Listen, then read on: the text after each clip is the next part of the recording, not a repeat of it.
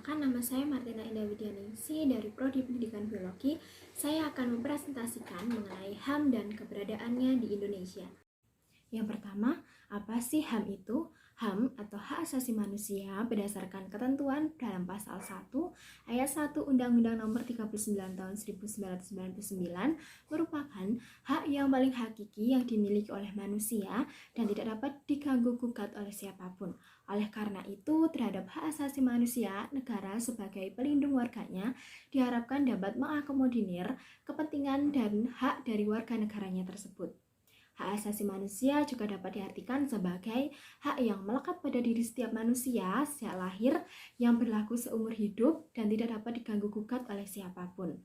Dalam hal ini, meskipun setiap orang dilahirkan dengan latar belakang berbeda, baik suku, warna kulit, agama, jenis kelamin, ras, dan lain-lain, ia tetap mempunyai hak-hak tersebut dan wajib untuk dilindungi oleh siapapun, terutama oleh negara-negara di dunia. Kemudian selanjutnya ada pun ciri-ciri dari HAM, yaitu yang pertama tidak dapat dicabut. Artinya hak asasi manusia ini tidak dapat dihilangkan. Kemudian ciri yang kedua adalah tidak dapat dibagi. Artinya semua orang berhak untuk mendapatkan semua hak, apakah hak sipil ataupun hak ekonomi. Kemudian yang ketiga adalah hak hakiki. Artinya hak asasi manusia adalah hak semua umat manusia yang sudah ada sejak lahir. Kemudian ciri yang keempat yaitu adalah universal, di mana hak asasi manusia berlaku untuk semua orang tanpa memandang status, memandang bangsa, gender, agama, ataupun perbedaan-perbedaan yang lainnya. Kemudian selanjutnya terdapat macam-macam dari hak asasi manusia.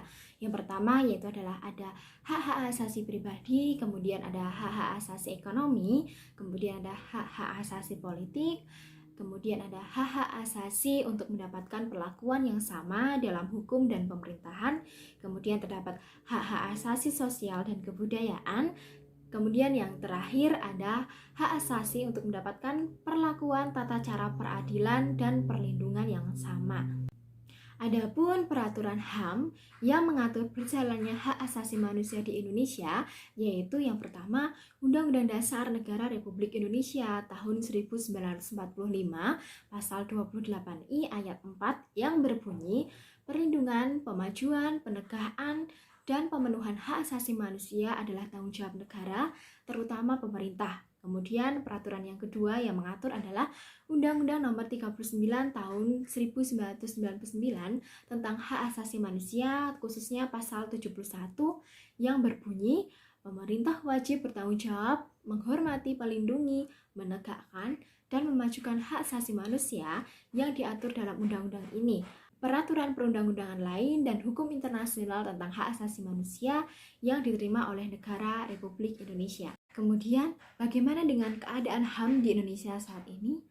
Pelaksanaan HAM di Indonesia saat ini masih kurang maksimal.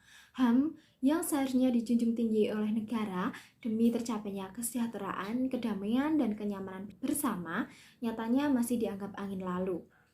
Hal ini ditandai dengan masih banyaknya konflik-konflik atau masalah-masalah terkait dengan HAM yang masih sering timbul atau masih sering dibahas di negara.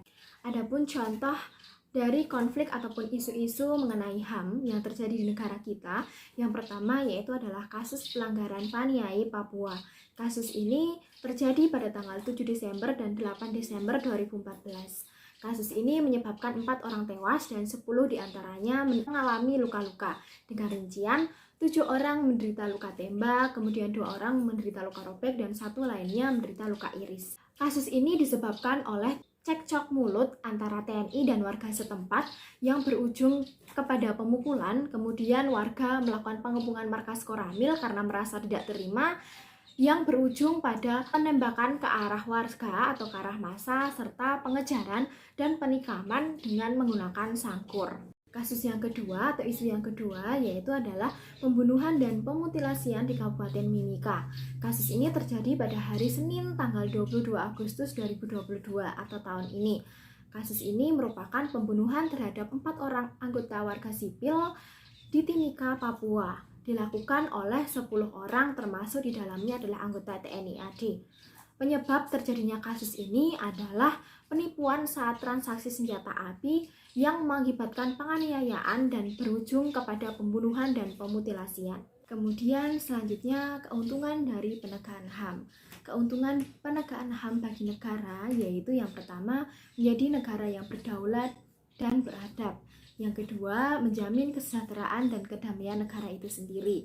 Kemudian, manfaat penegakan HAM bagi warga masyarakat adalah yang pertama, terlindungi dari kekerasan dan kesewenang-wenangan.